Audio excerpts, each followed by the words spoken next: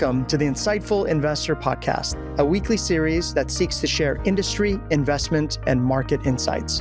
Learn more about our show at insightfulinvestor.org. Today, I'm joined by Jeffrey Gundlach, founder, CIO, and CEO of DoubleLine Capital. I'm in their beautiful studio in lovely downtown Los Angeles. And if you're listening to the audio version of this podcast, make sure to check out the video on Spotify and YouTube as well. Jeffrey, thank you for joining me. Well, welcome. Thanks for coming. Thank you. Well, let's go back to the very, very beginning. Do you feel that you were born an investor, meaning that it is core to who you are? My father bought me stock in a company, the parent company of a chemical company he worked for. It was a very small amount, but I would follow, and this was when I was maybe 10 years old, and I would follow it in the daily paper. And one day we were over at my grandfather's house, and the paper came, and I went to the stock listings, and it was on the American Exchange. And my grandfather had been a stockbroker, and he had missed the crash of '29, and he had gotten his clients out of it. He was always very proud of that. But I went and I was looking up the American Stock Exchange, and he says, "What are you doing? You don't care about that. You have to look at the New York Stock Exchange." Now, I kind of remembered that, so I liked following the stock market. And then when I was in 8th grade in a social studies class, we did a thing for about a month on stocks, and you had to pick one and chart it and follow it. And my uncle had been the head of development for Xerox. He had developed the Xerox copy machine, and we owned Xerox. And I picked Xerox for the stock. As it turned out, that was right in the teeth of the Nifty 50. And right at the day that we started it in social studies class was pretty close to, if not literally, the high. And so I was charting Xerox, and it was going down half a point, 2 points, 3 points a day, every day. And we owned it. We owned Xerox because my father believed in the company. And that was the only time in my time growing up where we was right at that top when we thought that we actually had a little bit of money. And my mother was begging my father to sell the Xerox. And she was getting increasingly angry that it was going down, down, down because it ended up dropping by about 2/3. So I don't know. I always followed that sort of thing, but I really have came to develop the idea that I'm kind of a natural at looking at financial markets and figuring out kind of what the state of society is by following all the things that go into price movements. But I never really thought I didn't know there was such a thing as an investment business. I really found out about the existence of an investment business primarily from a show on TV, Lifestyles of the Rich and Famous, had a show where they were counting down the top 10 professions pay-wise, on average, I suppose. And I said, this is great. I can figure out, career opportunities in terms of what segments might be interesting. And number one was investment banker. And I didn't know what that was. So I figured I would look into investment bankers in the LA Yellow Pages. And I found out that nobody advertises investment banking in the LA Yellow Pages, but they do put in investment management. And so I figured, I don't know, this sounds like the same thing to me. And so I sent letters to about 23 different investment management companies in Southern California, and I got 3 letters back. And one of them ended up being where I got my first job in the investment business. And they interviewed me, and they said, you've got a very interesting, unusual background, because it was all mathematics, and I also studied philosophy. And they said, do you think you'd be interested in equities or fixed income? And I said, I don't know what those things are. And the guy seemed pretty exasperated. And he said, equities, stocks, fixed income, bonds. And I didn't know what bonds were, but I knew what stocks were. And so I said, stocks. And he says, well, I don't know. We probably need more quantitative firepower in the bond group. So long story short, I ended up getting introduced to that. And I had been out of the Yale PhD program in mathematics, and I got this book to learn about what bonds were. It was called Inside the Yield Book, and it was kind of seminal in the literature. And it was broken into two sections. The first was prose, explanations of how bond returns are developed and how important reinvestment is.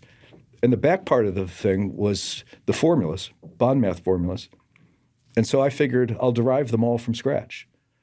And I learned a lot about how that worked. And I was so unfamiliar with the investment business. I thought everybody did that. That was like everybody would have done that. And it turned out that nobody did that. Nobody really understood that stuff. And so the quantitative aspect of bonds ended up being a really good match for me. And so I don't know. I often wonder, what if I had started a steel company or something? What would have happened?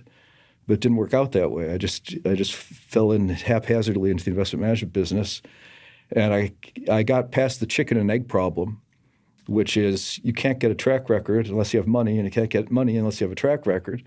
But I was lucky that I was given an account at really an experience level that it was unwarranted. I was in the business 6 months, and I was managing a portfolio for the Chrysler pension system. And they had a horse race they had 5 or 6 managers, and this was common in those days, in the 80s. Their asset allocation decisions were being made by pension plans in very foolish ways. If you had the highest return for a calendar year, they would take money from the other manager and give it to you. So they're selling low and buying high constantly. But as it turned out, I was typically first or second. And so my career got going, and I don't know, I still think of investing as not working. I just think of it as it's just something that I would follow all the time. I mean, even when I was at my first job, when I just got out of undergraduate, I would listen to the radio, and I was following CD rates. And it was really interesting because that was Volcker. And so the CD rates I remember they were over 20%. I couldn't believe it. I'd been working for about 4 months, and I got a cost of living increase of 20% because the inflation was that high and interest rates and all that stuff were going on. So I've never once thought about doing anything else once I fell into the investment business. So I think to a certain extent it's sort of in my blood. And I kind of interpret society through how the markets work. And so I don't think I can really distance myself from that because it's kind of part of how I view the world. Well, in your career, you've had the opportunity to meet a lot of great investors, including yourself. Yeah. What would you say are the key qualities and characteristics of a great investor? Accepting the fact, there's many things. I'd probably give a different answer in different days. But you got to accept the fact that you can't come close to being right all the time. And, failures, just like a baseball player, they're great if they hit 350, right? That means they're 2/3 of the time, roughly, they're not getting a hit. So you have to accept the fact that you're going to be wrong. And part of that, when you understand that and accept it, you learn that you have to evaluate what your positions and what your results are going to be, assuming that your core assumptions are wrong. And you have to make sure that it doesn't become a fatal error. That's actually what the DoubleLine logo is about. DoubleLine is in your real life on the street. You're not supposed to cross it. It's illegal to cross it, but it's also imprudent. So it's dangerous. And so no fatal flaws. The other thing is, I think most successful investors come to understand that you might be right in terms of your core assumptions and how you're viewing the course of the future, but it takes way longer than you think, way longer.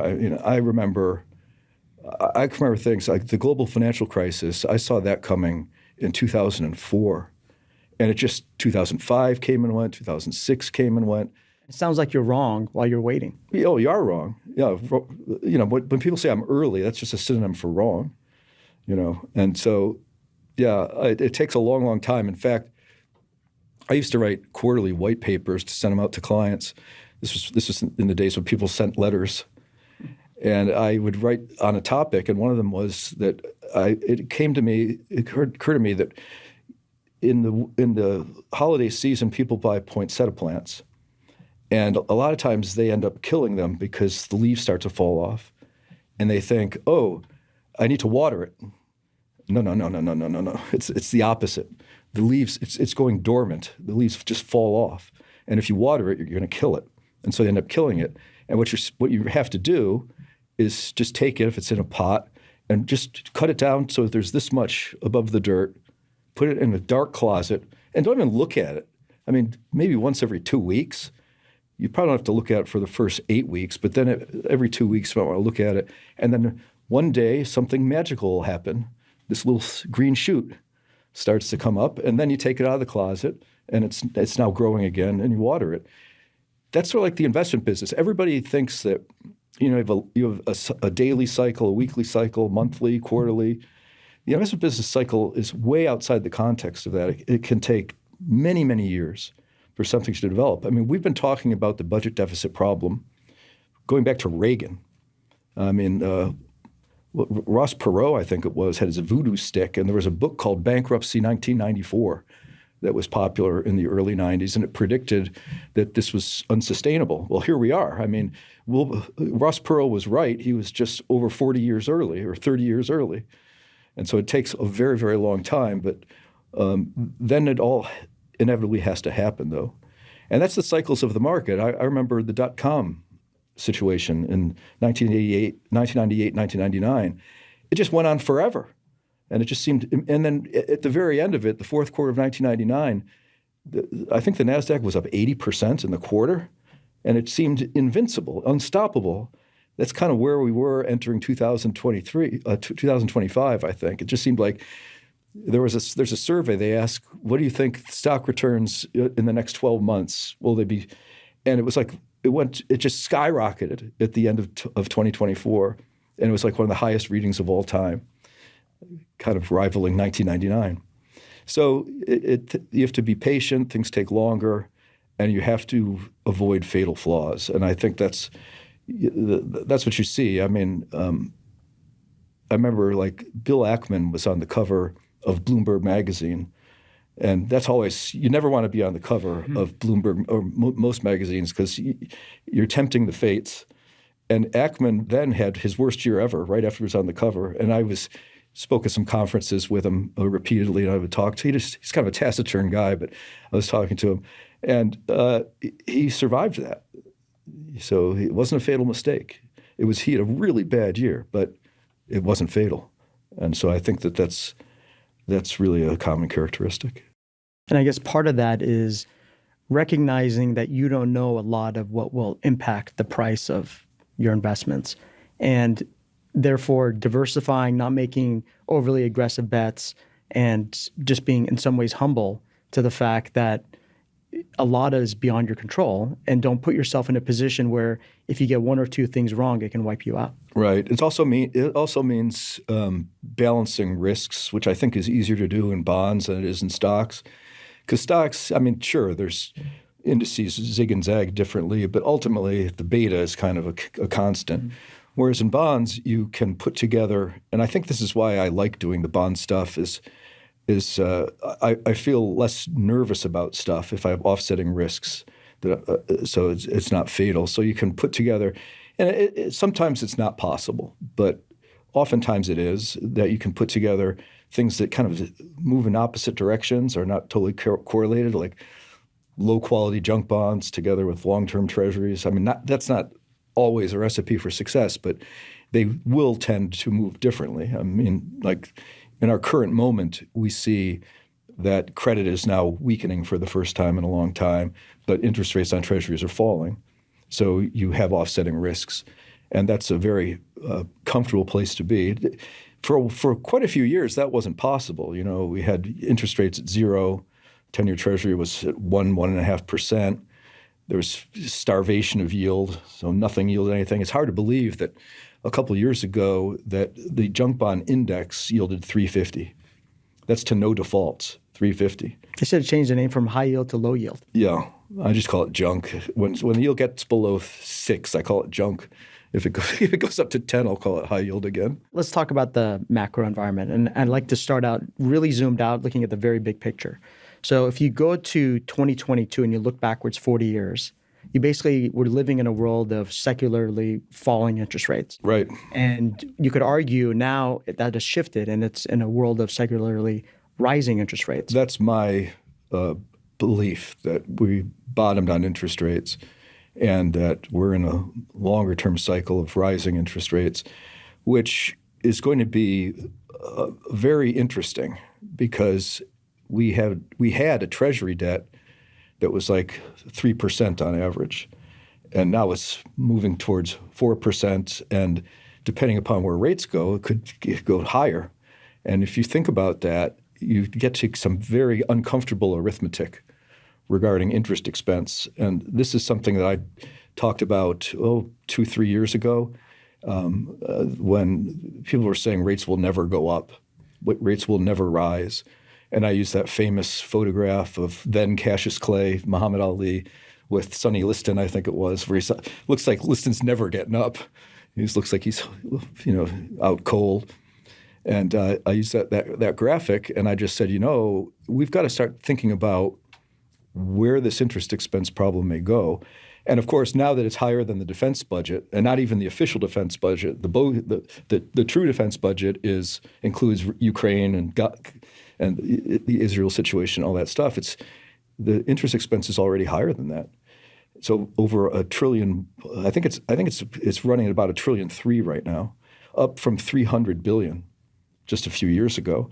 And I think that is very strongly a reason why interest rates are in secular rising position, because the deficit is percentage of GDP keeps going up, and the interest rates that are rolling off, we still have some 25 basis point stuff that's rolling off, and there still will be for some years to come. And we have a strong possibility that people won't want to lend us money at low interest rates, especially for a long-term period of time, especially if the dollar starts falling. So typically in a recession or weaker economy, you get lower interest rates and you get a higher dollar. I think it's going to be the opposite, because I think we're living in a mirror image of the 40 years that are informed by falling interest rates. And a lot of people have never experienced high interest rates, rising rates, and no junk bond investor has ever really experienced a rising rate default cycle, because when defaults would show up, the Treasury rates would fall and you would have some capability of refinancing. So instead of going bankrupt, you could refinance. That can't happen in rising interest rates. So I think the corporate CFOs have been very smart, and they've definitely managed their debt burdens pretty well. They've pushed the maturities out. It isn't a problem in the next few years. But if ultimately the maturities will come, and will they be able to refinance? Will they have to default?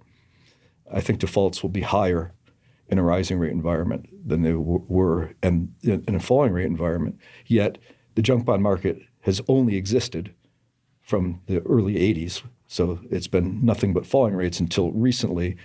And there hasn't been enough economic stress with these rising rates for the past 3 years or so to cause significant increase. Defaults are going up, but especially on bank loans. But it hasn't been a deluge that you typically see during a significant recession. So yeah, I think interest rates are rising, and I think there's going to be some pretty radical changes that have to be made. We have $220 trillion of unfunded liabilities. That's like 7 times the economy. We can't pay that off in today's purchasing power. It can't be done. You need to either inflate it away or restructure it. And I came to the idea that there's a non-zero chance of the Treasury debt being restructured earlier this year, back in the spring. And I was thinking about it, and it occurred to me that it's a higher probability than most people think. Most people think it's zero. But then I noticed that there was a research paper that got a lot of play about 6 weeks ago talking about restructuring the Treasury debt. And then I think somebody said, I think it was Scott Bessent, may have said something about, or I don't know, it may have not been him, but it was somebody significant who said maybe we should extend the maturities for our foreign bondholders and significantly chop down the coupon, the interest rate that's paid. And I think Jim Bianco did a webcast on that a few weeks after that. And I was kind of blown away because I said, my gosh, that's the idea that I had like 8 months ago. And I rolled it out at a couple of conferences where I was speaking. And people sort of gasp, they can't wrap their head around that concept. But we have $36.5 trillion of debt. Some of it's owned by the Fed, but most of it isn't. And, it's rolling over at higher and higher interest rates. And I think it was Stan Druckenmiller who sort of put some awareness on this issue. And he was using the CBO's numbers. And the CBO's numbers are highly optimistic. They assume low interest rates. They assume never a recession. I can understand how you're going to fit that into a 30-year forecast. And they assume a deficit that's lower than the deficit is now. And we have a 7.2% deficit as a percent of GDP, of the economy, 7.2% of GDP deficit, and we haven't had an official recession. So it's going to go to 12% under a weak economy. And I think the interest rates in the next recession on the long end will go up and not down because of fears of this interest expense problem. And I think ultimately we will have some form of restructuring. Either it's the debt or it's the liabilities. One of those has to give. There's going to be a very rapid growing awareness of this, I think. It's just starting. I think it's really just starting that we're talking about, restructuring foreigners, and we're talking about, the Doge thing is trying to work towards this. And it's really interesting how people are realizing that cutting means cutting. It doesn't mean, some guy behind the tree that nobody sees. That's real people. And the reality of that is starting to become a pretty constant headline. People saying, well, wait a minute. I didn't expect my job was going to go away. So I guess they're having problems with town halls, even in red states now, with people saying, why don't we not shut the government down? Why don't we fund it for another 9 months and then we'll deal with it? It's always the next time we're going to deal with it. But there aren't that many next times left. But per always, it takes longer than everybody thinks. But at some point, you hit the tipping point where it becomes too obvious to kick the can down the road further, that it's an unsustainable situation. Yeah, and I think the awareness of that is starting to really grow. And people don't know what to do about it. But people don't know what to do about a lot of things. I mean, look at NATO. Look at just geopolitical broadly. How I read a headline today that if France and the UK back Ukraine, that Italy's not going to join in. Which that's interesting. It's when the trouble comes, you get to sort of an everyone for themselves type of mentality, and that seems to be a path that we've been on for quite some time. And it's just going to keep accelerating. So I think I'm quite fond of Neil Howe's work. He's a demographer. He wrote the book called The Fourth Turning in 1996 or 1995 when he used demography to predict the global financial crisis. And he said it would come somewhere around 2006. So it was pretty accurate. But his work is based upon this concept of turnings. We used to talk about the Kondratiev cycle years ago. No one really talks about that anymore. It was basically a 75-year thing. And it turns out that there's a logic behind why it's every 75 years or so. And it has to do with the fact that societies get a framework, and it starts out in a context of crisis typically. But the framework is agreed upon, and it's designed to be in harmony with the production, to put it in the Marxian philosophic terms, the means of production. And the means of production get addressed through how you split up the rewards of the economy. So there's the production of the economy, and then there's the property relations, which is how you divvy it up. And it starts out where they're in sync. But there's a natural tension, which is unavoidable, where the property relations don't want to change. They get set in place, and the people that benefit from them work hard to not let them change. The powerful, the wealthy, they don't want that to change. But the means of production change in revolutionary form many times over a 75-year period. Think of television, think of the internet, think of AI, think of the steam engine, the telegraph, you name it. And so they radically change the means of production, and the property relations get further and further out of sync with the means of production, and it becomes this tremendous tension. And ultimately, it's kind of like having one foot on the dock and one foot on the canoe, and it keeps drifting, and eventually you're gonna get wet. You're gonna fall in. And so everything has to get ripped up and you have to start over again. And that's where we are. And I think people use different frameworks to talk about this, but they're all sort of cousins of each other.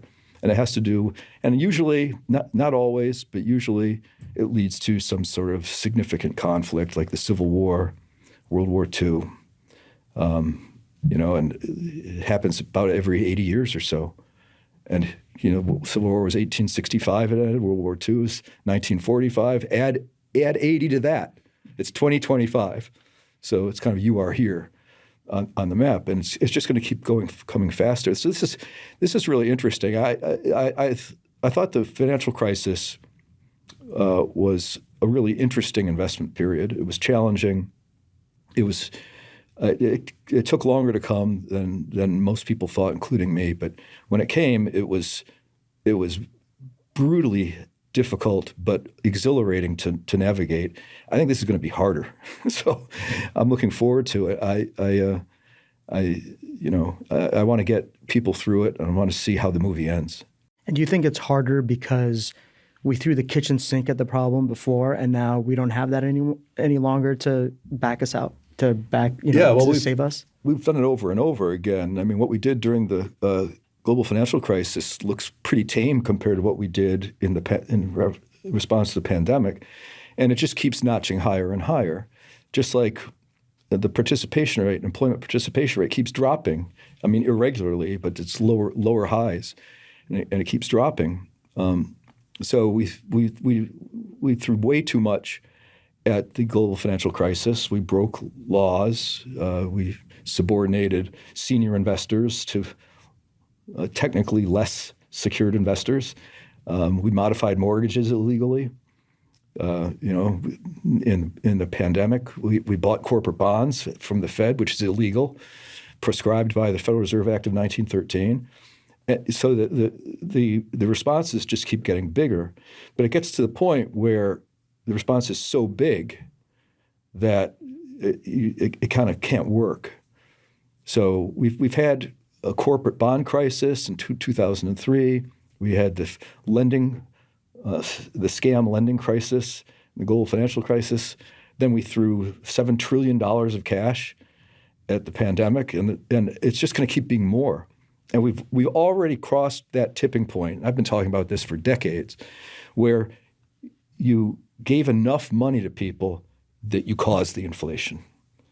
And that was like, because can we really do it again? And we keep having to bail out somebody else. And the last one that needs to be bailed out is going to be the government and the Federal Reserve System, because the Federal Reserve is bankrupt. Thanks to the bear market of 2022, 23, they have a negative net worth.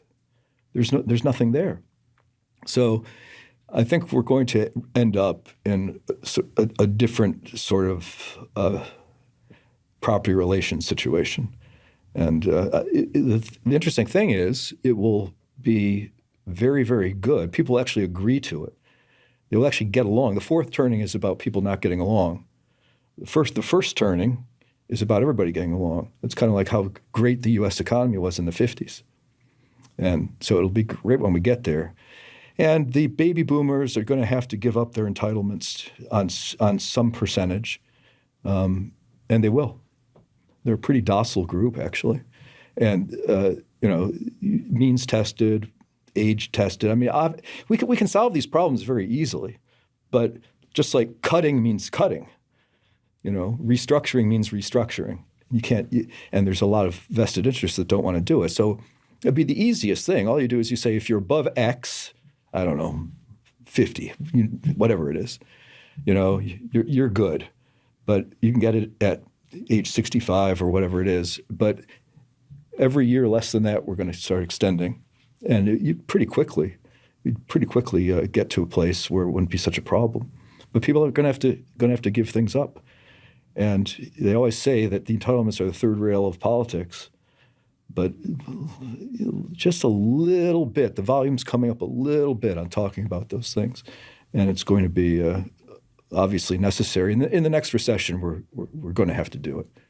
So if we can't just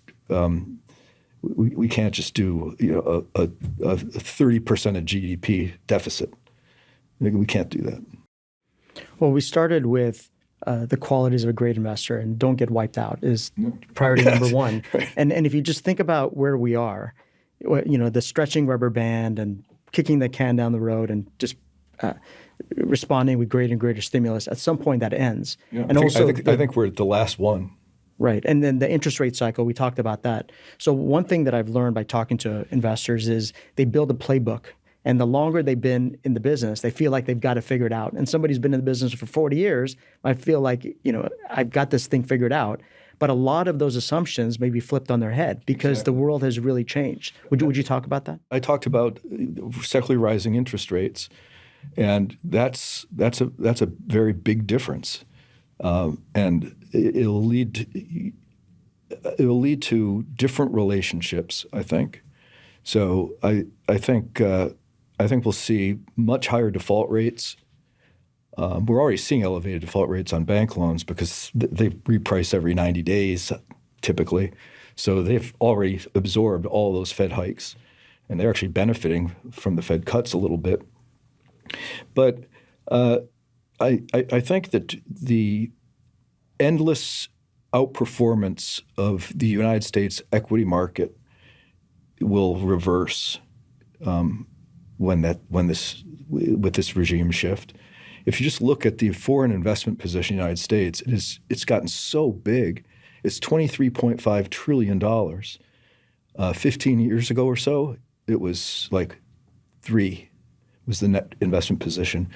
So the outperformance of the U.S. has attracted money into the U.S., and that's led to a virtuous circle of U.S. outperformance because the money keeps piling in because it's a one-way trade, particularly versus EM. I mean, it's been going on for like decades. And versus Europe, it went on pretty hard for over a decade. But that's suddenly reversing now, which I think is a tell on this one-way outperformance. It's driven in large extent by flows. And flows reverse or can reverse. And when they do, particularly if we're getting bellicose with other economies and other governments, well, China, people used to talk about China not reinvesting their treasuries. But quietly, they've been doing that for a long time. I mean, they're already down by $600 billion from their peak. And so that's already happened. But what if that accelerates? And what if the non-cooperation, which obviously is the tariff rhetoric, and just the past month has gotten people not getting along. I mean, we've got the Canadians booing the NHL, the Star Spangled Banner when they play it in Toronto or Montreal. So, that's all part of things, disassociating. And so I do think that I think my strongest belief on how this regime will play out is the mirror image concept. I think the dollar will go down as the economy weakens, and I believe that's happening. I mean, the dollar is already down by 10% from its highs, and it's fallen quite a bit just in recent months. And most people say, I know this. I've been doing this 40 years. I know exactly how this works. When the economy goes down, the dollar goes up. I think it's going to be the opposite. And I think during recessions, the U.S. outperforms, emerging markets don't do well. It's going to be the opposite. And so I really strongly suggest that investors that are U.S. dollar based, and I'm sure this is true, the predominance of U.S. citizens, they have almost all of their investments in the dollar, almost all. And I think it's been such a comfortable thing to do because it worked in a nonstop way. But that's starting to change too. So I think the investment consequences of this is you want to be much more diversified. People talk about 60-40. I think 60-40 went out the window with zero interest rates. And then we had the bear markets and stocks and bonds when the interest rates were rising. And I think I've been advocating more diversification, not just 60-40 stocks, bonds, but just take a look at what's happening with gold. Gold actually, if you take a very highly convenient start date, which is the year January 1st, 2000, so it's been 25 years, stocks have done quite well. Gold's done better. And if you just look at the S&P divided by gold, it hasn't rallied at all. So we're starting to see interest away from traditional dollar-only 60-40 types of investments. And that's why I believe gold has been so strong when other commodities have been weak. It's not so much for economic purposes. It's people are, by degrees, monotonically gaining mistrust in the way all of this is being run from all of these embedded elites. And it's amazing how many politicians we have that were born in the 1940s and they're still in office. They just don't want to leave. But I think the dropout due to age or just death, I mean, you're going to see all those people that are clinging to this belief that it's still 1960. I'm talking about all of the 80-year-old politicians. They all seem to think the same thing. And their ability to hang on to that will decrease by circumstances, but just by simple demographics will go away. And the United States has been in a very strange position for a long, long time, and that is spending way more money on retired people than on young people. I read a magazine article back when there were magazines on airplanes and you had to read them because you didn't have anything else to do. I read an article, this is quite a few years ago, and it said that if you take a look at 65 plus and compare them to, I think it was 25 and younger, we spend 7 times as much on 65 plus as we do on 25 and under. And spending a lot of money on 65 plus, you're just giving them, sustenance. You're not investing in the future. There's no such thing as investing in an 80-year-old. But the future is the younger generation. And if you're not developing them, you're not educating them, you're really missing out. So we see this everywhere. The leaders of all this are like California seems to lead everything in advance of everything. And California spends so much money per student on education, and yet they have very mediocre results. So it's like we're in this place where we're not logically managing, and I think it has a lot to do with the political cycle. It's always yield to next election for politicians, and it's one of the downfalls of democracy is if you have regular elections, and the U.S. is really extreme in this regard. I mean, it's set in stone, 2 years, 4 years, 6 years. Well, that it's hard to do long-term planning. So one of the ways that China managed to keep it together for a long time is they're an autocracy. But we have benefits of democracy or the republic or democratic voting. But there's also the idea that the regime can change awfully quickly, as we saw in the first 4 weeks of Trump's second term. I mean, things are changing very, very quickly, and they can be changed back. I mean, we have one executive order that says one, the next guy comes in and changes it back, and then comes back and changes it again. So it's not it's not a system that has like a spirit or a belief system. It's just it's devolved into very short-termism. And I think with the USAID thing, I know that some of that stuff is probably legitimate, but I mean the list that they were reading off in the first few days of looking into that was pretty horrifying. I mean, it's not a lot of money, but the fact that it's anything like that reveals, and you can only imagine how much rot there must be in the Defense Department, which fails every audit. I mean, they don't know where the money went. You can only imagine what they're going to find in Medicaid, Medicare, and the Department of Defense. I mean, there's a lot there, and I think it'll accelerate the dissatisfaction with the way we keep kicking the can down the road and allowing for blatant corruption. I mean, just blatant corruption. And I guess everybody always knew that politicians were corrupt, but I don't suppose they suspected the extent to which it could go. Decades ago, people were getting angry because the government was paying $100 for a hammer in the Defense Department. I mean, that sounded bad at the time, but that's what we got going on now. This really was unimaginable and unthinkable just 20 years ago. You brought up a topic that I think is worth digging into a little bit, which is obviously the macro environment is highly uncertain. There's a lot of risk and regime shifts and everything we talked about. And then you also talked about in consequence and as a function of this, you want to be more diversified. Yeah. Yet when you look at most investors, they're much less diversified today than they were 10 years ago. I think that's right, particularly with the fads, when the manias come, and we had a mania in 2024. I mean, the whole Magnificent Seven thing is an obvious mania. I mean, it's exactly a carbon copy of what happened in the latter part of the 20th century.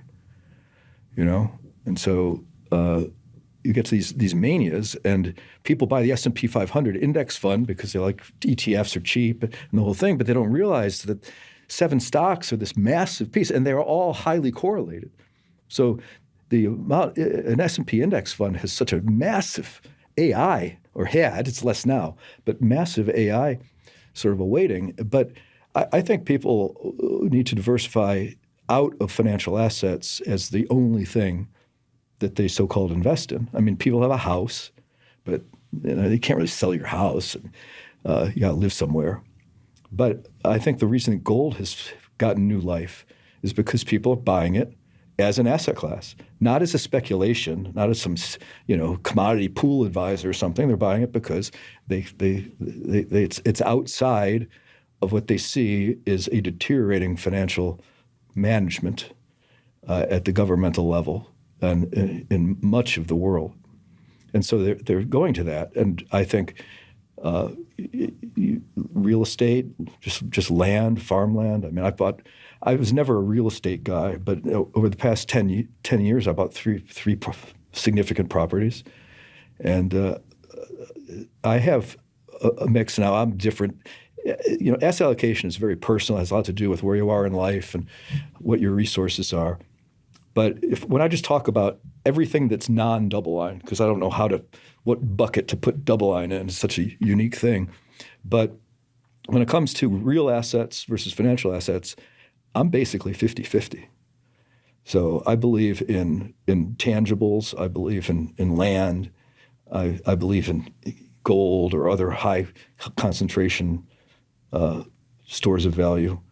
And I think it'll be a long time before I go out back into financial assets at greater than a 50% sort of a allocation. So I've gone. That's pretty significant. When I talk about for other people who aren't in a more common situation, I've been advocating 25% cash for the last 6-8 months, and only about 25% in stocks, and the stocks be equal weighted, not market weighted, so you actually have diversification in the U.S. And then I like long-term plays. And my favorite long-term play, and I've been saying this for over a decade, is India, because of the demographics and the education and the global changes in global supply chains and escape from China. And they have the same demographic profile today that China did 35 years ago, which means hundreds of millions of people entering the labor force. China actually has a decreasing labor force now that we're suffering the back end of the consequences of the so-called one-child policy, which was never a one-child policy. But they did have a low birth rate, and that's challenging too for the fourth turning, if you will. You've got all these developed economies, and they have horrible fertility rates, under 2. And so their population is dwindling, or they need immigration. The most common male name in 2024 in the UK was Mohammed, which kind of tells you how the demographic shift has been evolving. And so we don't have quite the same problem here, although we've certainly decided that our fall off in the labor force could partially be replaced ultimately with immigrants. If you had to rank the performance of these 4 asset classes for the next 10 years, where would you rank them? U.S. stocks, non-U.S. stocks, bonds, and gold. I think number 1 would probably be non-U.S. stocks. Number 2 would be gold. Number 3, I guess it would be U.S. stocks. It's a close call between that and bonds. Yeah. If you'd asked me that 18 months ago, I would have been much higher up on bonds. I mean, the yields were much higher. You could easily put together a low risk bond portfolio with 8 or 9% yield. Now, 6 is the new 9, and yes, stocks might be able to do 6%, but from the starting point of where we were at the end of 2024, I would think stocks and bonds. I would think getting 9 or 8 out of stocks from where we started, it just seems impossible. The CAPE ratio, Shiller's cyclically adjusted ratio, was at 37. It just can't get higher. I mean, it was only higher once in history, and I think that was 1999. So it's all earnings. You can't expect an expansion from a 37 CAPE ratio of any significance.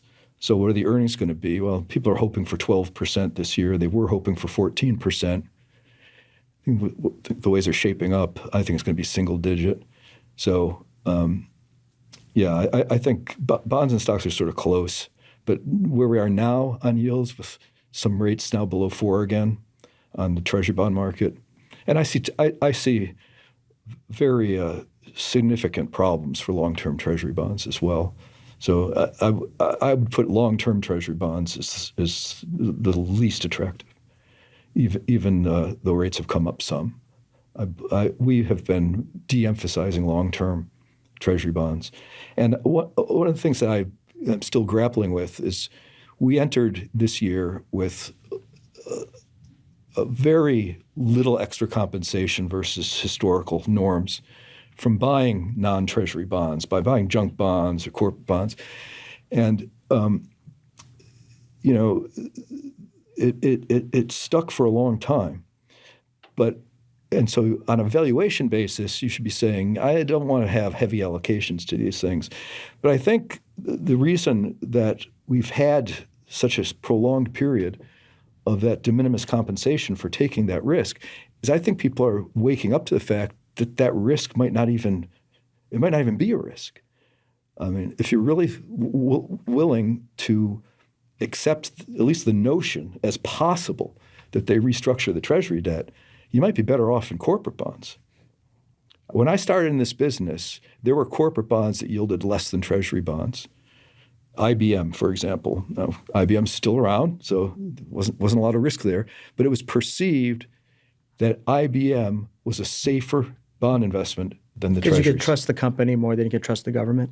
Well, yes, and people thought that the government was running a bad fiscal policy, and we still are. It's worse. But it's worse. So I think that investment grade corporate bonds, really like single A corporate bonds, I think they're safer than long-term treasuries. Even though the government can print money to pay its debt. Yeah, but they can print it, but it won't be worth anything. That hurts your corporate bonds too because they're dollar denominated. But the government has been printing a lot of money, and it's getting to the point where it's not your grandchildren's problem anymore. Remember years ago, people used to say Social Security is going to run out of money by 2050. And then 10 years later, it was, oops, it's 2040. And then 10 years later, oops, it's 2032. I think they're out of money like in 5 years. And so this is a real-time problem. So and this is why non-financial assets, non-dollar investments, I think, are more attractive now than any time in the past 10 to 20 years. And that's part of being diversified. You talked about diversification. So being diversified across non-financial assets and financial assets, different asset classes. And when you just look at where people are, it is extremely concentrated. It's heavy in stocks, heavy in U.S. stocks, heavy in a handful of companies. It's almost the opposite extreme. Yeah. Well, it's like I said, it's highly reminiscent of the last few years of the 1990s. You ask, something that investors that are successful have in common. I think one of the things is, and I don't know if you're born with this or there's some way of developing it, but it's sort of an emotional memory where you remember facts. Most people can remember facts pretty well, but they don't remember kind of how it felt. That's what I mean by emotional memory. And it's hard to get from reading a book. Yeah, I've been really sort of lucky with that. It's the thing that really, really defined my almost unique success during the global financial crisis for someone that wasn't shorting things. I remembered 1994 in the Fed cycle, and the bond market was poor in 1994. It was 2022 was way worse, but 1994 was not great. And there was a lot of malinvestment that was banking on interest rates not going up, and then the Fed had to raise rates during 1994. And there was no bid. Nobody had any money because everybody was a seller. So prices were just gapping lower. And certain securities that were in the news as being money losers for some public pension plans and stuff, nobody wanted to buy them. They either didn't have the money or it was viewed to be imprudent. And the securities got so cheap, it was unbelievable. It was truly unbelievable. There was absolutely no way to lose. People were just giving them away.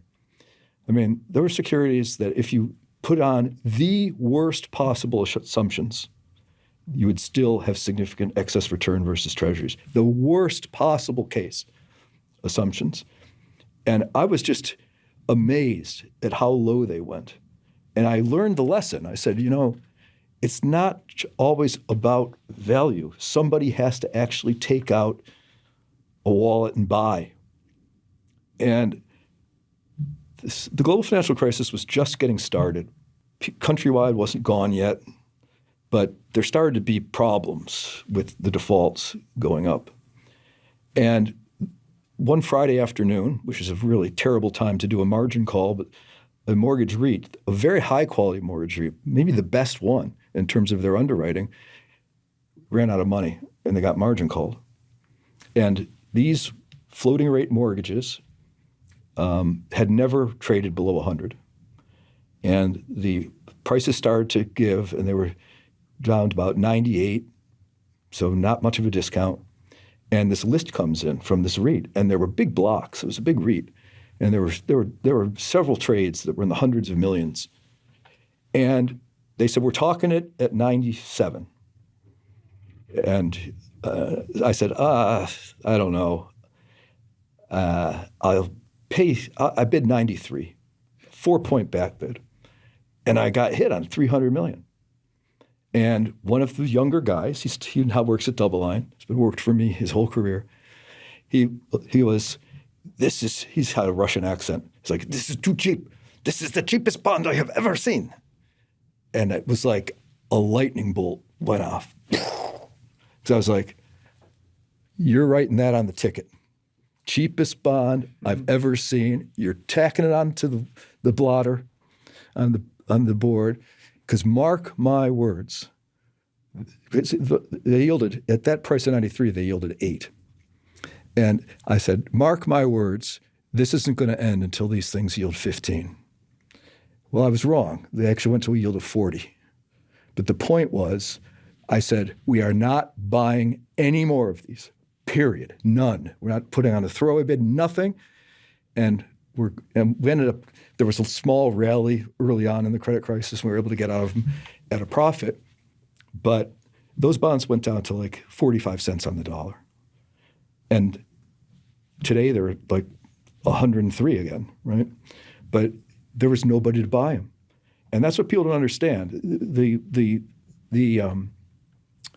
popularity of index funds is dangerous because you have index does well, attracts money. Index does better. The index outperforms 95% of active managers and stocks. A bull market has something to do with that because the index has no cash. But it's that thing that people are just reinforced to buy more. And then all of a sudden, it starts going down and they start selling and there's nobody to buy it. And index funds are very susceptible to this because, you're running an index fund, they give you money, you buy the stocks. You're buying, put some higher, people give you more money. And again, it's a virtuous circle. And the other side of that is the vicious cycle of selling. And I don't think investors quite understand the danger of having so much money in index funds that have such lack of diversification. So this theme runs through everything. It's just a question of degree. And I think that the worst is U.S. index funds because of the foreign investment position. We could have $20 trillion come out of this market in the next however many years. Could even happen in a more compressed time frame. That would lead to tremendous underperformance because maybe that money goes home because Europe is now outperforming in recent weeks. It's now outperforming. Emerging markets have started to perform. Maybe that becomes a trend, and everybody wants to switch to the new ball game.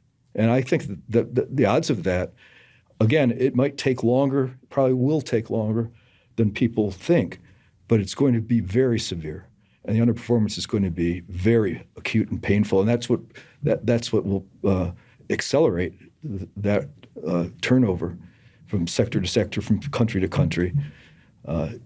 And I believe it has started. And if I were to tease out the insight in what you just described, the way I would summarize it is, as an investor, you have to be very careful about the assumptions that you make. And in some ways, the ones who have been in the market for a long time have deeper assumptions that they feel are investment truths. Yeah. And when you go through a big regime change and the backdrop changes radically, you got to be really careful because that's what can wipe you out. Yeah. I put it in a very simple, practical way of operating. Every single time and I learned this probably 30 years ago through painful experience or two. Every time you make a change or you're reconsidering allocation, the first question I ask myself is, if and when this goes wrong, how am I going to explain it to the client? What is the spectrum of my assumptions? And somewhere within that spectrum, there has to be analysis done that assumes that this is going to be wrong. And then say, yes, it was wrong, but I had a legitimate thesis. It was very, very well thought through, but I'm wrong about 30% of the time, which is quite a low number. I mean, most people are wrong more than 50% of the time, and people that are reasonably successful in the investment business, they're right like 55% of the time. 70 is very high, but I've been doing this for over 40 years, and I've got tons of data, so it's statistically pretty significant. So you know you're going to be wrong. So you just say, okay, this is one of the 30 percenters that I got wrong, but this is how it was risk mitigated. This is how the loss was contained and how it didn't become a fatal risk. And that's really important because there's nothing worse than I've seen some real horror shows. I've been in meetings with pension committees years ago now where they would have all their managers come in and the managers would present with the other managers present, going around the table. And I'll never forget one. It was during the emerging market, the long-term capital management meltdown that roiled the markets. And this poor firm had really abysmal performance. It was like, and this is in bonds too, and it's many percentage points below an index one. And they said, so can you explain this to us? And the guy from that company, wow, he said, we have no idea what happened. We're just as confused as you are. He was fired on the spot. And he deserved to be fired on the spot. But it was just like, it almost sounds like, hey, we're throwing some darts one day and this is where they landed. There was nothing there. So I really think it's important to say, when and if this goes wrong, how am I going to explain? I mean, we had when we had that tremendous interest rate suppression that yielded zero interest rates for so many years, we had owned some securities, and they had, because of the yield starvation and the lack of volatility, they had gone down to very low yields. In fact, it got to a point where the yield under the most likely outcome was negative. Actually negative, because it was a premium dollar price. And the money could be returned quickly enough that you would have bigger dollar loss on the price than the interest you received. And one of the guys that was helping to run that product, he was like, I don't know what to do because these look so unattractive, but there's nothing to buy. And I said, we cannot own something whose base case is a negative return in a way that's not even conjectural. I mean, it's just very simple mathematics. I said, we just can't do it. I'd rather own cash. I can explain to the investors why we have 30% cash a lot better than why I own this. So sometimes you just have to really think, no, I can't just sit here and do nothing. And the problems that people have in the investment business, they're very emotional. Every up day they're bullish, every down day they're bearish, right? And the other problem is lack of action.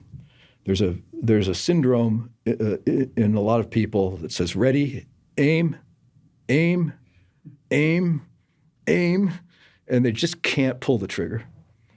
And that's your first question is what about investing and what makes people good investors. You got to act, and there's an old bond phrase. It's probably true in all investment classes.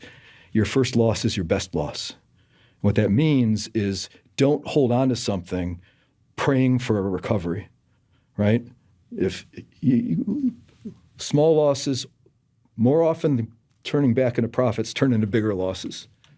So you have to be able to accept that and, move on. So that's important. The last question I wanted to ask you, and thank you for your time, is on inflation. So one of the assumptions, and it may not be overt, is that inflation volatility has been relatively low for a long period of time. It was, yeah. Yeah, until recently. But you basically had low and stable inflation for a long period of time. Yes. And then all of a sudden inflation spiked, it came down. But it seems that inflation volatility is a thing now. And sure, that has a significant impact on the way you invest, because that is something that you could see people undervalue because it was not an issue for a long period of time. Right. I've been predicting for over 2 decades that the response to recessions or economic weakness would increasingly be money giveaways. And we did it under George W. Bush. It was a few $100s in the global financial crisis. And that's not enough. And then, there's different rounds of this stuff, but you get to a certain point where it's too much. And the monetary authorities and certainly the leadership in government, they have no idea where that is. But we obviously passed that by the inflation rate going from 1.4 to 9.1 on the year-over-year CPI. And the next round, I'm afraid, is going to be bigger. And so inflation went up to 9.1 pretty quickly. So few people in the Fed saw this coming. And yet it just seems to me that anybody, you don't need economics lessons. When I was like 5 years old, we didn't have any money. And I remember saying, Mom, why doesn't the government just give everybody $1 million? No, everything would be great. She says, Jeffrey, if the government gave everybody $1 million, an apple would cost $1,000. And I was like 5 years old. And I said, hey, she's right. Because it's just not, I used to, in speeches, I used to say, I hear commonly the most ridiculous idea that you cannot bring inflation back because of demographics and all this stuff. I said, I can bring inflation back by 5 o'clock this afternoon. Have the Treasury Department declare, and I'm going to be hyperbolic for dramatic effect, that they're going to give every single American $1 billion. And I said, if there isn't inflation by 5 o'clock tonight, the lines at the Ferrari dealers are going to be something to behold. Right? Of course you can get that happening. It's always and forever a monetary phenomenon, and that amount of money. So I think you're right. We had inflation was so stable. I mean, it was 2 plus or minus for so long, and it didn't matter what terrible policies we ran. It didn't matter that we started giving money away, but we've crossed the Rubicon. We did it. And I don't know if they won't suddenly get a new dose of caution and fiscal rectitude. Because when the trouble comes, it's always the same thing. We've got to do something. Desperate times call for desperate measures. And these crises keep getting worse. And so I think its base case is the next one will be worse than the last one. And that means a bigger response. And that's going to be the catalyst. Well, Jeffrey, I appreciate you sharing your insights. I always enjoy our conversations, and I hope our listeners did as well. Thank you. Thanks, everybody, for listening. Thanks for listening. We hope you enjoyed this episode. Please visit our website at insightfulinvestor.org to access past shows and learn more about our podcast. If you have questions, feel free to email us at info@insightfulinvestor.org. And if you enjoyed the discussion, please subscribe to this podcast to ensure you don't miss future episodes. And don't forget to forward today's conversation to others you think would enjoy listening. This podcast is provided for informational purposes only and should not be relied upon as legal, business, investment, or tax advice. All opinions expressed by podcast participants are solely their own opinions and do not necessarily reflect the opinions of Evoke Advisors, their affiliates, or companies featured.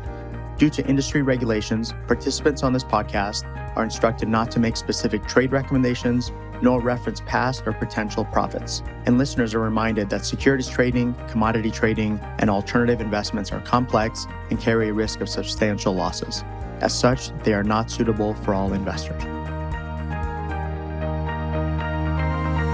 Listeners should be aware that guests featured on The Insightful Investor may have current or past associations with Evoke Advisors or the host, including as an investment manager of a private fund opportunity by Evoke, or access through an affiliated Evoke fund, or as a client.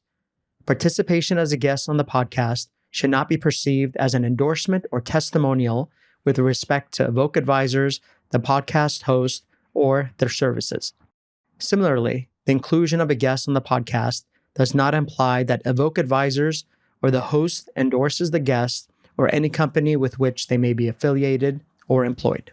Evoke has neither paid nor received compensation from guests for their participation.